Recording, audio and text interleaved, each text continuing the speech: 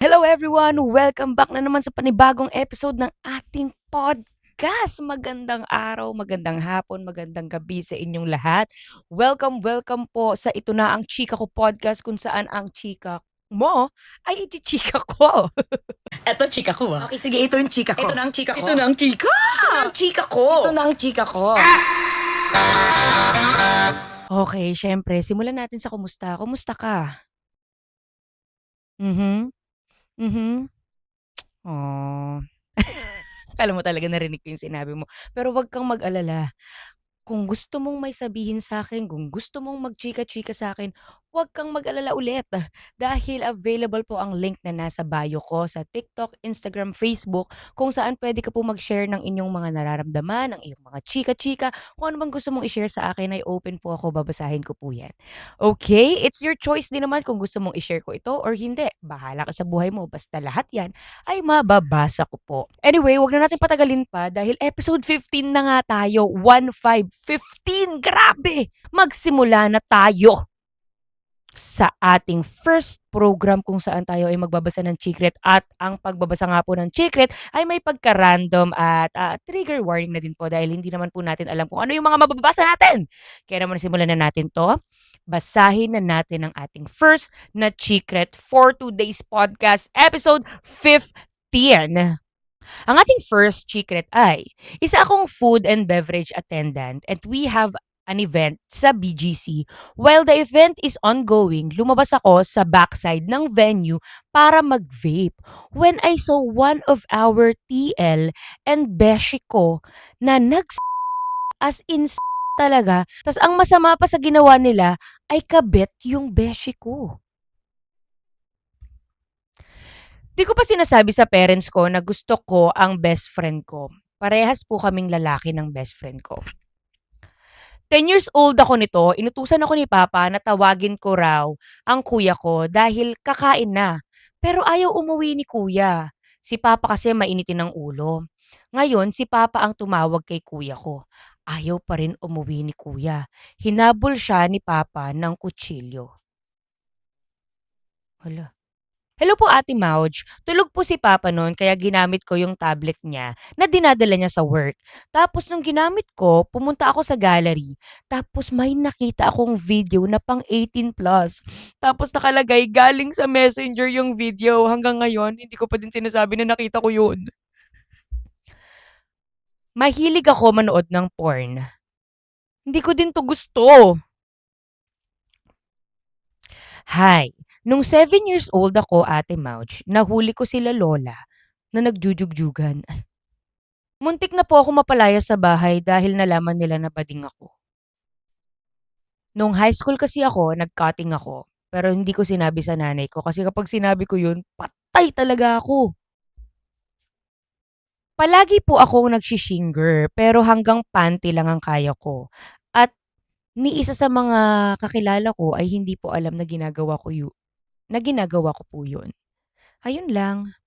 May boyfriend ako, mga 1 year na kami. Pero sa loob ng 1 year na yon, marami akong nakakatsuktsakan na mga kaibigan niya. Ang ilan po doon ay mga professional dancer at choreographer. At doon na po natatapos ang ating pagbabasa ng mga chikret. Sabi ko naman sa inyo, hindi ko alam kung bakit ba sinisan niyo yung mga ganito sa akin. Ay, buti na lang hindi ko kayo kilala. Nakakaloka yung huli. But anyway, ayun na nga ang ating mga chikret. Magsimula na po tayo sa ating chika-chika ngayong episode 15. Grabe, alam nyo ba, sobrang saya ko kasi umabot tayo ng episode 15 at saka totoo pala na kaya ko pala talagang mag-upload twice a week. Happy Friday! Ayun na nga. Pero kung mapapanood mo 'to ng Saturday, Sunday, Monday, Tuesday, di ko alam sa'yo. Pero every Tuesday and Friday po ako mag-a-upload ng aking podcast. Anyway, let's proceed na po sa ating chika-chika. Huwag na natin patagalin 'to. Bakit ba tayong daldal talagang dami sinasabi? Game na? Nabasa ko na ito. Makinig na kayong lahat. Dahil ito na ang chika ko. Ang ating first na chika po ay kalmado lang po. O, syempre simulan muna natin sa kalmado. O, hindi. So, nung grade 9 daw itong si Chururut, meron daw siyang teacher na napakasungit, maldita talaga namang 'pag tinignan mo yung mukha niya palagi nakataas yung kilay, tapos red lipstick, tapos ang alam mo yun, yung aura ni ma'am parang terror teacher talaga siya. Ganun daw ang itsura ni ma'am. Maliit lang daw siya at ang sobrang taray ng mukha, gano'n. Ngayon, normal na araw sa kanyang bahay. Siyempre, hindi niya muna iniisip si teacher kasi, "Shit, buti na lang walang pasok ngayong araw na 'to, hindi ko makikita yung mas sungit kong teacher." Finally, modular kami. Habang nagse-cellphone siya, nanonood siya ng offline videos kasi wala siyang load, biglang may nag-notif sa cellphone niya. May nag-chat sa GC nila. Picture lang. So ngayon, pinindot niya. Pag pindot niya, hindi niya nakita, malamang. Kasi nga, wala siyang load. So ngayon nag-chat siya. Sabi niya dun sa chat, "Be, ano yan?" So ngayon, biglang nag-reply yung nag-chat. Ang sabi daw ay, "Module po, sasagutan niyo po." Tapos maya-maya pa nag-reply siya. Sabi niya, "Be, wala akong load, hindi ko makikita yan." So maya-maya pa nag-chat daw ulit. Sabi daw di magpa-load ka. Talaga tong best friend ko, yun na lang yung nasa utak niya. Talaga tong best friend ko, wala nga akong load. Anyway, umalis na siya dun sa app na Messenger tapos nag-scroll na siya ulit. Habang nag-scroll siya, may nag-notif na naman. Pagkapindot niya, yung best friend niya, yung nag-chat. Sabi ng best friend niya, "Be, bakit mo tinatawag na be si ma'am?" So ngayon, pagkatingin niya, ha? Anong tinatawag na be si ma'am? So nagpa-load siya. Pagka-load niya, pagkatingin niya dun sa GC, shit, si ma'am pala yung kausap niya dun sa messenger. Si ma'am pala yung nag-send ng picture. Yung teacher niyang terror. So ngayon na-stress siya. Hindi niya alam kung anong gagawin niya. Kinakabahan siya kasi mamaya, anong gawin sa akin ni ma'am? Hindi ko naman alam. Wala akong load that time. At saka hindi ko masyadong nakita kasi lutang yung utak ko eh. Kinabukasan, may pasok sila face to face. Kinakabahan siya. Hindi niya mapigilan yung tibok ng puso niya, sobrang bilis. Pumasok siya sa eskwelahan, pumasok siya sa room nila. Naghintay at maya-maya pa, pumasok na ang maliit, mataray ang muka, at nakaangat ang kilay na teacher nila. Ang terror teacher nila ang pumasok sa room. Maya-maya daw, bigla daw tumahimik ang buong klase at siya naman ay sobrang kinakabahan to the point na parang naiihi na siya sa kaba. Si terror teacher may hawak-hawak na libro. Binagsak ni terror teacher ang libro niya sa lamesa. Pagag! Nayanig ang lamesa at nagulat silang lahat. Mas lalo siyang kinabahan. Maya-maya pa bigla daw nagsalita yung teacher niya. Sabi ng teacher niya, "Sino yung nag-chat sa akin sa GC?" Ang nipis ng boses ng teacher. Anyway, ayun na nga. Nagsalita si ma'am. Sabi ni ma'am, "Sino yung nag-chat sa akin sa GC? Tinatawag pa akong be? Walang respeto!" Maya-maya pa, syempre, alam niyang siya yun. So, tinaas niya yung kamay niya. Ma'am, ako po yun." "Bakit ganun ka makipag-chat?" Ma'am, sorry po talaga. Wala po akong load that time. Hindi ko po masyadong nakita yung pangalan niyo din at saka yung sinend niyo po. Hindi ko po nakita. Sorry po talaga." Sa susunod kasi, matuto kayong mag-check ng mga message. Hindi mo ba nakita yung pangalan ko dun? Chururut, chururut, chururut. Galit na galit daw si ma'am kung ano-ano daw sinasabi. Siyempre, ano ba to si ma'am? Menopausal ka ba, ma'am? Ba't ka nagagalit?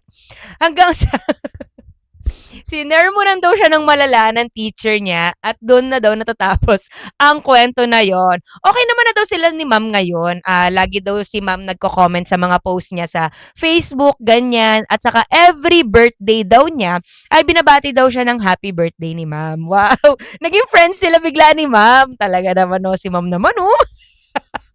And thank you, Chururut, for sharing your chika-chika. Let's proceed na po sa ating next na chika. Nabasa ko na ito. Ichi-chika ko na sa inyo. Makinig na kayong lahat dahil ito na ang chika ko. Wow. Daming energy bigla. Okay. This story or this chika is from Say. Hi, Say. Thank you sa pag-send mo ng chika. Makinig na kayong lahat, ha? Okay. Sabi niya dito, 14 years old daw siya nung nangyari ito lahat. Grade 9 student. Meron daw siyang best friend na tawagin na lang nating Kenneth. Si Kenneth daw ang nagturo sa kanya kung paano maglaro ng chess at kung paano mag-solve ng Rubik's Cube. At si Kenneth ay naging super close friend niya na parang itinuturing niya na ding best friend. Ganon. Tapos, hindi niya alam, hindi niya namamalayan na itong best friend niya pala na si Kenneth ay may lihim na napagtingin sa kanya. Palihim na sulyap, palihim na titig, palihim na kilig kapag naglalaro sila ng chess or kapag nagsosolve sila ng Rubik's Cube. Ganun yung nararamdaman ni Kenneth. At siya, hindi niya yun alam. Kasi ang turing niya lang naman kay Kenneth ay kaibigan. At saka, meron din daw siyang ka-fling that time. So, meron siyang nakakausap. Hanggang sa one time daw, nasa klase daw sila. Yung teacher daw nila that time ay estudyante din yung ka-fling niya. So, parang advisory class ng teacher niya that time, yung ka-fling niya. So, ngayon nalaman yun ng teacher niya. Tapos, inasar-asar siya. Sabi pa ng teacher niya na, halika nga samahan mo nga ako sa kabilang section, which is yung advisory class niya. Eh, nandun yung ka-fling niya. So, sabi ni teacher, halika samahan mo ako. Pagpunta daw nila dun sa kabilang section, eh, inasar-asar daw siya at nagpicture lang daw naman sila ng kanyang ka-fling. Eh, that time parang ginost na siya nung ka-fling niya. Wala na, hindi na sila talaga magka-fling kasi ghosted na nga siya. Pero okay lang, pumunta pa din siya doon at bumalik na siya sa kanilang classroom. Pagbalik niya sa classroom nila, free time. Sabi sa kanya ni Kenneth, halika tara, laro tayo chess. So naglaro na sila ng chess.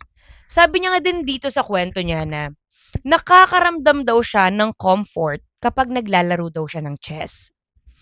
In the middle of the game, bigla daw nag-confess itong si Kenneth sa kanya. Sabi ni Kenneth kay Say, sana alam mo na gusto kita. Ala? Si Say naman, na-stun siya. Parang, oh, okay. Naglalaro lang tayo ng chess dito. Maya-maya pa, sabi ni Kenneth, hindi ko hinintay na mag-ghost ka. I never wish na gawin niya sa'yo yon. But I hope you'll heal from him and give me a chance. Sabi ni Kenneth sa kanya. After nun, sobrang awkward daw. Hindi niya daw alam kung ano yung sasabihin niya. At naging awkward din daw yung match nila, yung paglalaro nila ng chess. Pero yung moment lang daw na yon, yung naging awkward. Kasi after that, nakaramdam na din daw siya na parang, di ko alam sasabihin ko. Pero parang sa utak at puso niya, gusto niya din yung best friend niya. Hindi niya alam, ano ba to? Dahil ba gusto niya ako, kaya nagustuhan ko din siya? Hindi niya alam kung anong gagawin niya. Hanggang sa makalipas ang ilang araw, mas naging close pa daw sila. Alam mo yung close lang sila dati, pero ngayon closer na. At pinayagan niya daw mangligaw itong kanyang best friend na si Kenneth. Nung nanliligaw na daw, dun niya na daw napagtanto na, okay. Hindi ko lang siya gusto dahil gusto niya ako. Gusto ko siya dahil gusto ko siya. Hindi dahil gusto niya ako. Hindi ko alam na yung pagiging magkaibigan pala namin ay magli-lead into a relationship. Since then and now, they're still dating daw. Wow! Grabe! And nasa legal age naman na sila ngayon. So, grabe! Ang cute ng story. Grabe naman yon. Kinilig naman ako doon. Yeah. Ayon ang chika ni Say at ni Kenneth. So Say and Kenneth, shoutout sa inyo. Stay strong. Galingan nyo sa buhay nyo at galingan nyong magmahal sa isa't isa. Yes! Let's proceed na po sa ating next na chika. Makinig na kayong lahat ng basa ko na ito. Ichichika ko na sa inyo. Ito na ang chika ko. So this chika is from Chururut. Nangyari daw ito nung high school daw siya. May friend daw siya na sobrang close niya at pangalanan na lang daw natin itong si Kael. Si Kael daw ay isa sa mga super close friend niya. Grade 10 daw sila that time. May event daw sa eskwelahan nila. So ngayon, pumunta sila dun sa event na yon at nanood daw sila. Habang nanonood daw sila ng event, alam niya na yung phone niya ay nilagay niya lang sa tabi niya. Maya-maya pa, habang nanonood sila, kinapa niya yung phone niya. Pagkapa niya, nawawala na. iPhone daw yun. So ngayon, kinabahan siya kasi, shit, bigay ng ate ko yun. Baka magalit yung ate ko. So sinabihan niya si Kael, Kael, nawawala yung cellphone ko, hanapin natin. So ngayon, naghahanap na sila kung saan na sila nakapunta, pumunta pa sila ng lost and found, ganyan-ganyan. Hinahanap nila yung cellphone niya. So since iPhone nga yun, syempre 'di ba, merong mata-track mo yung location, gano'n. So hindi niya pa yun alam. Naghahanap pa lang sila, ganyan-ganyan. Hanggang sa ilang araw ang nakalipas, hinahanap niya pa rin yung cellphone niya. Meron siyang kaibigan na taga-kabilang section na kaklase si Kael. So hindi niya kaklase si Kael, close friend niya lang. Pero alam mo yun, magka-batch sila. So ngayon, sabi nung friend niya na 'to, may bagong cellphone si Kael, ang ganda, iPhone. So ngayon nagulat siya, pagkatingin niya sa friend niya, totoo may cellphone si Kael? Patingin nga. So ngayon pumunta siya dun sa room ni Kael at ng kaibigan niya at nakita niya yung phone. Pagkatingin niya sa phone, cellphone ko 'to, ah. Akin 'to, alam ko. Pero hindi niya agad kinonfront si Kael. Kasi baka mamaya, hindi naman pala talaga sa kanya yun. O baka mamaya, binilan talaga siya ng nanay niya ng bagong cellphone. So ngayon, chinek niya ulit. Hanggang sa dun niya na-figure out na, uy, meron nga palang track your iPhone, ganyan-ganyan. So pinatrack niya sa ate niya. Pagka-check ng ate niya, nasa school niyo lang yung phone mo. Tapos kitang-kita doon kung nasan specific na lugar yung cellphone niya. At doon na nga nila nakita na yung cellphone ni Kael ay cellphone niya. So ang kumuha ng phone niya or ang nagnakaw ng phone niya ay si Kael. Ba't ako gumanon? So ngayon, kinonfront niya na si Kael. Sabi niya, saan mo ba nakuha yan? Cellphone ko yan eh. Sabi naman ni Kael, bili sa akin ni mama to, cellphone ko to. Kael, cellphone ko yan. Yan yung nawawala kong cellphone. Ibalik mo na sa akin, please, please. Sasabihin ko kay ate. So ngayon, sinabi niya sa ate niya. Yung ate niya galit na galit daw kay Kael. Kung ano-ano daw sinasabi, ganyan, ganyan, ganyan. Hanggang si Kael ay napaamin naman daw. Sorry, gusto ko kasi talaga ng iPhone eh. Hindi lang ako kayang bilan ng parents ko, kaya kinuha ko yung cellphone mo. Sabi naman ng ate niya, ibalik mo na yung cellphone ng kapatid ko. Hindi yan sa'yo, ibalik mo na. Ayaw daw ibalik ni Kael. Ayaw daw niya ibalik. Kahit anong pilit daw nila, ayaw daw ibalik. Ayaw daw ibalik ni Kael yung cellphone. Galit na daw yung ate niya. Ibalik mo na please. Ibalik mo na yung cellphone. Utang na loob naman oh, cellphone niya ng kapatid ko, hindi mo yan cellphone. Kahit anong pilit nila, ayaw talagang ibalik ni Kael. Wala daw silang nagawa. Hinayaan na lang daw nila at ibinigay na lang yung cellphone doon kay Kael. Pagtapos daw nun, nalaman daw nila na marami daw palang ninanakawan itong si Kael at hindi lang daw siya nahuhuli. At dun natatapos ang kwento ni Chururut. Naloka ako sa chika na yan kasi grabe, ba't hindi nyo kinuha talaga, no? Parang hinayaan na lang talaga nila. Siguro, baka may sakit si Kael. 'Di ba may mga ganon, ang tawag sa kanila ay kleptomania. 'Di ba? Yung mga, ito kasi aware siya eh. Gusto niya daw ng cellphone eh. Aware siya eh. Yung kleptomania kasi guys, yung sakit na yon eh parang, ito ako, correct me if I am wrong na lang. Pero, sila yung mga tao na unaware na meron pala silang ninakaw.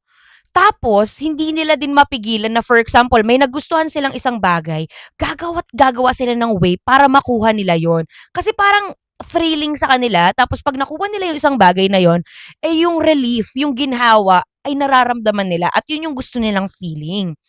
So, yun yung parang nangyayari. Actually, may ganyan na kong naalala na kwento nung high school ako kasi meron akong ka-schoolmate before na first year ako no'n, tas fourth year siya. Tapos ayun nga, nagnanakaw siya, tas hindi niya na alam kung saan niya nalalagay yung ninanakaw niya. Gano'n. Tas unaware din siya na nagnanakaw pala siya. Gano'n. Tapos nalaman namin na yung mga ninanakaw niya na mga wallet ay nakalagay sa taas ng CR. Tapos ayun, ewan ko, nahuli ata siya nun, gano'n. Alam ko may artista din na may sakit na ganyan eh. Oo, hindi ko lang alam kung ano yung pangalan, pero alam ko may artista na ganyan. Pero, going back to the story, aware siya eh. Alam niya eh. Pag kasi, alam ko kasi kapag kleptomania ka, gusto mo lang talagang kumuha ng bagay. Hindi mo mapigilan yung sarili mo. Unlike sa mga totoong magnanakaw, na intentional talaga yung pagnakaw nila. Yung parang hindi siya, di ba kapag magnanakaw, kailangan nila yun gawin kasi wala silang pera or kailangan nila ng pera, ganyan. Yung mga kleptomania, gusto lang talaga nilang kumuha ng bagay na gusto nila, ganun. Magnanakaw sila kasi yun yung feeling nila na gusto nilang gawin. Ganon. So, ayun, dito kay Kael, baka mayroon nga siyang sakit na ganon or hindi ko alam. Baka lang. Feeling ko magpa-check up siya. Ganon. Anyway, speaking of magnanakaw, bago tayo mag-proceed sa ating next na chika, lahat ng mga magnanakaw ngayon sa gobyerno ay hindi pa rin po nakukulong. Ano na? Kailan pa ba? Dami ng galit to. Wala lang, reminder lang po na marami pa rin pong mga magnanakaw sa government natin na hindi pa rin po nakukulong. So, isama nyo na po yan sa mga nakulong na. Pagsabay-sabay nyo na po sila, kulong nyo na po lahat yan. Kulong na yan, mga kurakot. Kulong na yan, mga kurakot. Yes. Let's proceed na sa ating next na chika, okay? Ang ating next na chika po ay nabasa ko na i-load ko na sa inyo dahil ito na ang chika ko. Yeah. Ang ating next na chika ay galing po kay Chururuat. Okay? Ito daw yung time kung saan lumipat daw sila ng Manila ng kanilang pamilya. So pagkalipat nila dito sa Manila, sama-sama sila sa iisang kwarto. Sabay-sabay daw silang natutulog, sama-sama daw silang magkakatabi daw sila. Hanggang isang gabi daw, pasintabi po sa mga bata dyan. Oo, paki-skip na lang po ito. Baka nanonood din yung inyong mga magulang kasi. Anyway, ayun na nga. So, habang natutulog daw siya, ang himbing-himbing daw ng tulog niya, parang mga madaling araw, nagising siya. Magkagising niya, nakita niya na yung nanay niya ay nakapatong sa kanyang tatay. Nagulat siya dahil ang bilis daw ng alog ng kama. Nakakaloka! So ngayon, medyo na-trauma daw siya kasi hindi niya daw ina-expect na gagawin daw ito ng mga magulang niya sa harap niya. So nagpanggap na lang siyang tulog. Maya-maya pa, naramdaman niya na natapos na. At nakita din niya na tapos nang maligo yung kanyang nanay. Pagkaangat niya, nagising na siya. Pagtanggal niya ng kumot sa kanyang ulo, napansin ng nanay niya na nagising na siya. So sabi ng nanay niya, "Anak, sasama ka ba?" So ngayon nagulat siya kasi, "Sasama saan? Anong gagawin natin? Bakit ako sasama sa'yo?" Sabi niya, "Saan po, mama?" Sabi ng nanay niya, "Sa simbahan, magsimba tayo." Natawa ako kasi talaga after that incident, talagang nagsimba talaga si mother at kasama niya pa yung anak niya. Oo. Until now daw na meron na siyang sariling kwarto at nasa legal na edad na siya, naiisip niya pa din daw yung gabing yun. Parang na-trauma daw siya. Ay, naku po. Gusto ko lang po sabihin, kung may nanonood man sa akin na magulang dito, or kung pinapanood nyo man ang aking podcast kasama ang mga anak nyo, or kung ikaw ay bata, hindi ko alam, basta ganun.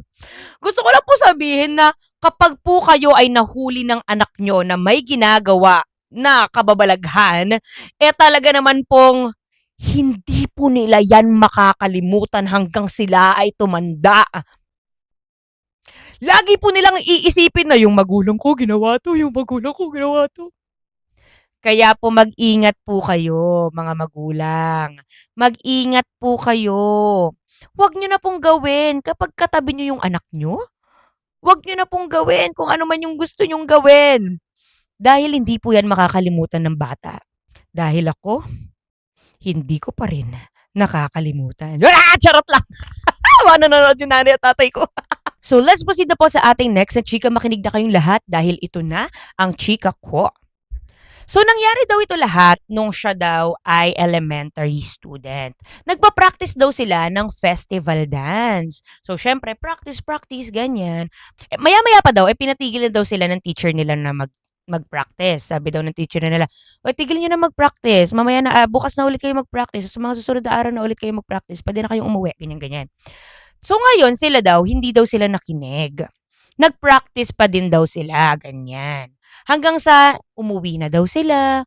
Maya-maya pa, nakita niya na ang daming message sa cellphone niya. Ang daming message sa group chat nila.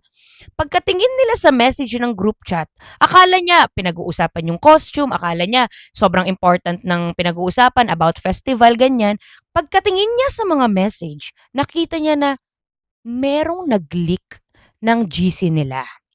May nagsumbong na pinagmumura daw nila yung teacher nila. Totoo naman daw. Ganun naman daw talaga dun sa GC nila. Kapag daw tinignan mo yung GC na yon, ang dami daw talaga nilang message na pang-backstab sa kanilang teacher. Pinagmumura, kung ano-anong sinasabi daw nila. Hanggang sa, ayun na nga, may nag-leak nung GC. Doon na ang daming messages. The next day, pumasok siya ng eskwelahan. Pagpasok niya, galit na galit daw sa kanya yung kanyang mga kaklase. Sabi ng mga klase niya, ikaw yun, no? Ikaw yung nagsumbong, no? Siya naman, tahimik lang siya. Hindi siya yung, alam mo yun, hindi siya yung estudyante na maingay, masyadong maraming friends, kung ano-anong sinasabi sa teacher. Tahimik lang talaga siya doon sa GC na yon at wala talaga siyang sinumbong din. Hindi din siya magsusumbong. So siya, natakot siya kasi introvert siya eh.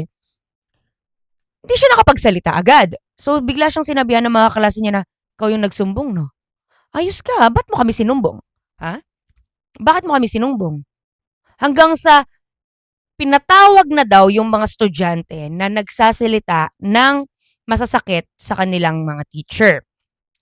So ngayon, nangalahati daw sila doon sa room nila. Hindi siya kasali. So ngayon, pinatawag, tapos nung bumalik na yung mga estudyante, kung ano-ano na daw sinasabi na naman sa kanya. Ikaw talaga yun eh. Ikaw talaga yung nagsumbong eh. Anong gusto mo mangyari ngayon, ha? Anong gusto mo mangyari ngayon? Ngayon, pinapagalitan kami ng teacher dahil sa'yo. Bakit mo kami sinumbong?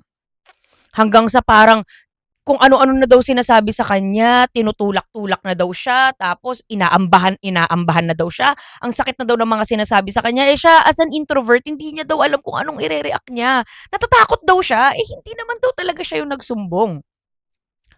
Kinabukasan, mainit pa rin daw ang dugo ng mga kaklase niya sa kanya. Di pa rin siya nagsasalita.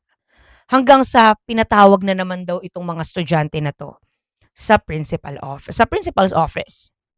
Tapos, pagkabalik daw na naman ng mga estudyante, sobra na daw yung galit nila. Parang hindi na daw maipinta yung galit ng mga estudyante na to the point na kumuha daw ng gunting yung isa sa mga estudyante at ginupit daw ang buhok niya sa sobrang galit. Siya naman daw naiiyak na siya kasi hindi niya alam kung anong gagawin niya. Hindi naman daw talaga siya yun. Maya-maya pa, kung ano-ano na daw sinasabi. Hanggang sa meron na daw nanununtok sa kanya. May mga nananampal na daw sa kanya sa balikat. Hanggang sa pinagtitripan na daw siya kung ano-ano daw ginagawa sa kanya. Nasasaktan na daw siya at naiiyak na daw siya. Hanggang sa pinatawag na naman daw sa guidance itong mga estudyante na to. Pagkadating daw sa guidance, bigla daw may umamin kung sino yung nag-leak ng GC nila. At yung nag-leak ng GC nila ay isa sa mga circle of friends ng nag-aaway sa kanya or nagbibintang sa kanya. Napatunayan na wala siyang sala. At doon lang natapos yung pambubuli sa kanya. Grabe. Nainis ako dito sa kwento na 'to, nagalit ako dito sa kwento na 'to. Hindi ko talaga maintindihan, hindi ko alam kung anong thought process ng mga bully. Napakahirap ba sa inyo maging mabuting tao? Napakahirap ba sa inyo na hindi magmura? Napakahirap ba sa inyo na hindi mang-backstab? Ano ba, ang hirap ba nung gawin? Nakakaloka kasi bakit ang sama-sama niyo? Bakit kailangan dumating sa point na gupitan niyo yung kaklase niyo, sampal-sampalin niyo, suntok-suntukin niyo? Ba't kailangan dumating sa point na gano'n? At saka ba't kayo namba-backstab ng teacher? Ginagawa niyo 'yan? Bakit? Huwag kayong manakit. Huwag kayong magsabi ng masasakit na salita. Ang babata niyo pa. Elementary pa lang kayo, gano'n na yung ginawa niyo sa kaklase niyo. Paano kung natakot na 'yan pumasok mag-aral? Ayaw na niyang mag-aral kasi dahil sa inyo, 'di ba? Panoorin niyo yung Teach You a Lesson. Dapat talaga sa mga bully na 'yan, malaman nila kung anong dapat para sa kanila. Hay, ang bigat nun. But anyway, let's proceed na po sa ating next na chika. Makinig na kayong lahat. Ito na ang chika ko. Every time na naalala niya daw itong kwento na 'to, ay natatawa daw talaga siya. Hanggang ngayon, nung kinuwento niya daw ito sa kanyang husband, ay inaasar pa din daw siya dahil sa kwento na 'to. Wow, paulit-ulit yung kwento. Okay, let's proceed na nga. So before daw kasi, nasa isang malaking supermarket daw siya nagtatrabaho bilang isang accounting staff. So ngayon, lunch break. At dahil nga may beshi-beshi siya sa HR, pumupunta daw siya doon sa beshi niya sa HR. So ngayon, papunta na daw siya doon kasi kakain siya, excited siya kumain eh. Dala-dala niya ang kanyang pagkain at naglakad na daw siya sa hallway. Habang naglalakad daw siya sa hallway, ay may mga staff din daw doon na naglalaro ng ML. So, edi naglalaro sila ng ML, ganyan. So, habang naglalakad daw siya doon, syempre mga lalaki daw yun eh. Habang naglalakad daw siya doon, pinagtitinginan daw siya. Sabi niya, ang ganda-ganda ko talaga. Tignan mo 'to, makatingin 'tong mga 'to, oh. So, lakad pa din siya, full confidence, lakad, ganda ng lakad. Kumain na sila, ganyan-ganyan. Hanggang sa bumalik daw siya ulit doon sa hallway na yun at naglakad. So, habang naglalakad daw siya, pinagtitinginan pa din daw siya at saka alam mo yun, feel na feel niya na naman na ang ganda-ganda niya, eh. So, habang naglalakad siya, may staff daw na lalaki na lumapit sa kanya at may tinakpan daw sa kanyang puwet. Pagkatakip daw sa puwet niya, nagulat daw siya kasi, "Ano ba 'to, minamanyak ba ako nito?" Bigla daw bumulong. Sabi daw, "Ma'am, butas po yung pants niyo. Nakikita po namin yung panty niyo." Ay! Ayun! Kaya naman pala kaya naman pala pinagtitinginan si ma'am. Kaya naman pala pinagtitinginan ka, Ate Chururut. Kasi ba naman, butas naman pala ang iyong pants. Kitang-kita daw ang kanyang panty. Aray ko. Sabi niya dito, nakakaloka daw kasi yung panty daw niya that time ay bulaklakin. So, syempre, kitang-kita daw talaga yun kasi isipin mo yung kulay ng pants mo, dark color, tapos biglang kulay ng panty mo bulaklakin. Oo, talaga namang nagpa-pop yung color nung panty. Simula daw nun, lagi na daw siya nagsusuot ng plain na undies. So, hindi na daw siya bumili ng mga bulaklakin na undies. Palagi na daw plain ang mga panty niya. After daw ng incident na yun. Make sure next time kapag feel natin na confident tayo, i-check muna natin kung may mali ba sa itsura natin. Kasi baka mamaya, napansin nila yung mali, pagtawanan pa nila tayo. Di ba nakakahiya naman yun? Let's proceed na po sa ating next na chika. Okay. Ang ating next na chika po ay galing kay Ella. Ito na ang chika ko. This chika is from Ella. Si Ella daw kasi, nung siya ay grade 3, from city, lumipat daw sila sa province. So pagdating nila ng province, syempre, Cagayan Valley yon, so mga Ilocano. Tapos, na-feel niya daw talaga na main character siya. Feeling niya daw talaga that time parang, ako ang sikat. Ako ang trending dito sa ah, sa lugar kung nasaan ako ngayon. Talaga namang ganda ko! Gano'n. So ngayon, dun na niya pinagpatuloy ang kanyang pag-aaral. Pagkadating daw nila do'n, pumasok na daw siya sa school. So siyempre sikat siya, famous siya kasi nga siya yung ano, galing siyang Manila, eh. So alam mo yun, pinagpipiyestahan siya ng mga probinsyana, ganyan. So maya-maya pa tinanong daw siya ng kaklase niya, sabi ng kaklase niya, "Marunong ka mag-Ilocano?" Siyempre sabi niya naman, "Ha? Hindi, puwede mo ba akong turuan?" Ta's nagpapakit-pakit daw siya. Siyempre lahat ng atensyon nasa kanya kasi nga galing siya ng Manila, gano'n, eh. So ngayon sobrang gustong-gusto niya daw yung gano'n. So sikat daw siya, ganyan. Talaga namang, ako ang ano, famous dito sa eskuwelahan na 'to. Galing akong Manila, ganyan-ganyan. Nung nag-third quarter daw, bigla daw may lumipat, Amerikana. Actually Pilipino siya pero mukha talaga siyang Amerikana. Ang ganda daw. Nawala daw yung atensyon sa kanya. Hindi na siya yung sikat. Kasi ang sikat na ay yung Amerikana. Maputi, maganda, siyempre sa kanya na daw lahat nakatingin. Nawala yung atensyon sa kanya, nalungkot siya. Sabi niya, "Hindi puwede 'to. Hindi puwede 'tong mangyari. Dapat ako din, dapat bumalik sila sa'kin, dapat ako yung sikat. Dapat kilalanin nila ako." So ang ginawa niya, kinaibigan niya itong si Amerikana. So friend na sila. So unti-unti bumabalik na naman sa kanya yung ano, yung atensyon ng mga kaklase niya. Hanggang sa parang hindi pa din, Siya pa din talaga yung sikat, Para akong naging katulong niya, So ang ginawa niya, siniraan niya itong si Amerikana. Sabi niya sa mga kaklase niya na, "Ay alam mo ba yan si ano, eme-eme yan, huwag mo ng pansinin yan kasi ganyan, ganyan, ganyan." Kung ano-ano daw sinasabi niya dito sa bagong transfer na estudyante na Amerikana. So ngayon nagulat yung mga kaklase niya na, "Hala talaga ganun ba talaga yun?" Tapos unti-unti sa kanya na naman ang atensyon. So kailangan niya 'tong i-maintain. Hindi puwedeng ganun-ganun na lang yun, kailangan maintain natin na sikat ako. Sinabi niya daw sa kanyang mga kaklase na mayaman sila.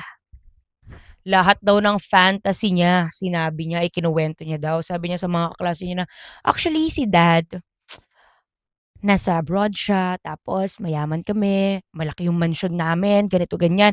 Lahat daw talaga sinabi niya. Pero hindi daw yun totoo. Pero since gusto niya nga ng atensyon, yun daw ang ikinuwento niya sa mga kaklase niya. Yung mga kaklase naman daw niya ay parang, "Wow, talaga? Wow, wow." Siyempre ang bilis daw mauto. Sabi niya, "Ang bilis naman mauto ng mga kaklase ko." Siguro ganito talaga sa probinsya. Parang ganun daw siya, eh. Okey, kailangan ko siya ulitin. Nag-corrupt yung file ko, nawala yung audio. So, ito na yung chika, ituloy na natin. So, ayun na nga, naniwala yung mga kaklase niya na mayaman sila, marami silang pera, ganyan. Tapos, normal na araw sa bahay niya o sa bahay nila, meron daw okasyon yung kapitbahay nila. So, ngayon lumabas siya. Pagkalabas niya, nagulat siya kasi nakita niya yung kaklase niya na bisita sa kabilang bahay. So, nagulat yung kaklase niya. Sabi niya, "Ha, diyan ka pala nakatira?" So, ngayon siya nagulat din siya kasi, "Shit, malalaman ng kaklase ko na nagsisinungaling ako. Hindi dapat mangyari 'to." Sabi niya, "Actually hindi ito yung bahay namin. Bahay 'to ng yaya ko. Binisita ko lang." So, yung mukha daw nung kanyang kaklase ay parang hindi makapaniwala. Kasi, "Hala, bahay ng yaya. Bahay niyo yan, Parang gano'n daw yung mukha. Kasi ang bahay daw nila ay parang nipa hut, gano'n. Bahay kubo, gano'n daw yung bahay nila. Tapos hanggang sa pagkapasok niya daw, marami na daw siyang mga kaklase na hindi naniniwala sa kanya. So, hindi na daw siya sumikat nung mga panahon na yon at tinatawag daw siyang sinungaling ng kanyang mga kaklase. Ayun. Bakit ka kasi nagsinungaling? Mali, sabi niya, "Lesson learned, 'wag po tayong magsinungaling." Buti naman. Ikaw naman kasi fantasy ka din, ang dami mong gusto sa buhay mo, Nakakaloka.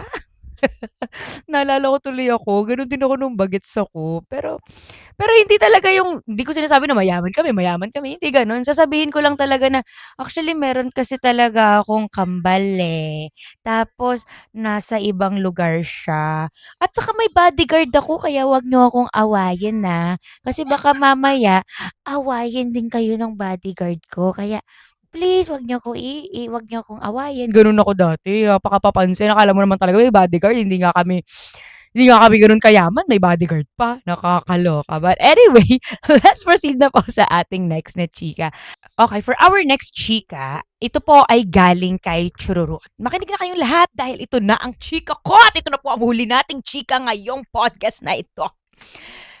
Nung 10 or bakit naman nanginig naman ako? Nung 10 or 11 years old daw itong si Chururut, siyempre ito na yung time kung saan magiging opisyal na dalaga na ang isang babae. So itong bata na 'to, yung mga 11 years old siya dun, siyempre hindi niya alam na magkakaroon na siya. Hindi niya, parang ano, bago yun sa kanya lahat. Ito daw kasing pamilya ni Chururut ay talaga namang napaka-judgmental daw. So may times daw talaga na nahihiya siyang magsabi ng nararamdaman niya sa pamilya niya. Kasi nga may pagka-judgmental. Hanggang sa dumating na ang araw kung saan siya ay ganap na dalaga. Pagkagising niya kinaumagahan, may festival daw kasi sa kanilang barangay. So nagising siya, pagkagising niya, dumiretso siya ng banyo at pagtingin niya sa kanyang panty, ito ay punong-puno ng dugo. So pasintabi po sa mga kumakain diyan, pasensya na po kayo dahil ito po ay medyo may pagkakadiri. So punong-puno daw ng dugo yung kanyang panty. Nagulat siya kasi, "Shit, ano 'to? Hindi ko 'to alam." Hindi naman daw siya masyadong aware pa. I mean, aware siya pero hindi niya alam kung paano ko aayusin 'to. Hindi niya alam. Kasi bata lang siya, eh. Hanggang sa ang ginawa niya po ay kumuha siya ng mga tissue at inilagay ito sa panty niya. So after nun, hindi niya na naman alam kung saan niya ilalagay yun kasi nga ayaw niyang malaman ng mga parents niya, ng pamilya niya na may regla na siya at baka nga kung ano pang masabi sa kanya, nahihiya nga daw siya. So tinanggal niya ang tissue sa kanyang panty at isinuksok daw ito sa kwarto. Kahit saan daw, kung saan na lang daw niya makita, dun niya na lang daw inilagay. At yung kwarto na iyon daw ay kwarto nilang lahat. Isusuksok niya daw 'to kung saan-saan daw sa parte ng kwarto nila. Hanggang sa medyo nakarami-rami daw siya. Kadiri. Pagpasok daw ng lola niya sa kwarto, may naamoy daw itong hindi maganda, parang umaalingasaw na amoy. Anong amoy yun? So hindi ma-take ng lola niya, naglinis ngayon si lola. Linis-linis kanya. Pagkatingin ni lola sa isang tissue, nakita niya na bakit punong-puno ito ng dugo. Hanggang sa ni-discover ng lola niya na ang daming tissue na punong-puno ng dugo. Nakapalibot sa kwarto nila. At dun na sinabi ni Chururut na siya ay nireregla na. Ay, after daw niya sabihin sa lola niya na nireregla na nga daw siya, tinulungan daw siya kung paano magsuot ng napkin. Oh. Ang sabi niya pa dito, "Ano pong napkin mo, ma?" "Aba, hindi ko alam. Hindi ko sasabihin sa'yo kasi wala pa naman sa akin nagbe-message na napkin brand. Kung may mag-message sa akin na napkin brand at kunin nila akong ambassador or kunin nila ako sa commercial or kunin nila ako para mag-promote, mag-collab kami, sasabihin ko sa inyo kung anong napkin brand ko." Sa ngayon, hindi. Ang tagal kasi nilang magsabi sa akin, eh. Kaya, katok-katok po sa mga napkin brand dyan. Hello po, nandito po ang tomboy na ito. Baka naman gusto niyo po akong sponsoran ng mga napkin, yeah. At do'n na nga po natatapos ang ating chika-chika for today, tonight. Thank you so much everyone sa lahat na nag-stay dito sa live sa live tuloy, dito sa podcast ko. Nasanay ako sa live, sorry na. Ayun, thank you so much everyone at hanggang ngayon ay pinapanood niyo pa rin ako. Ayun nga, medyo nag-corrupt nga yung last file ko kung saan hindi talaga naririnig yung boses ko. Tingnan natin, oh, ayan, oh.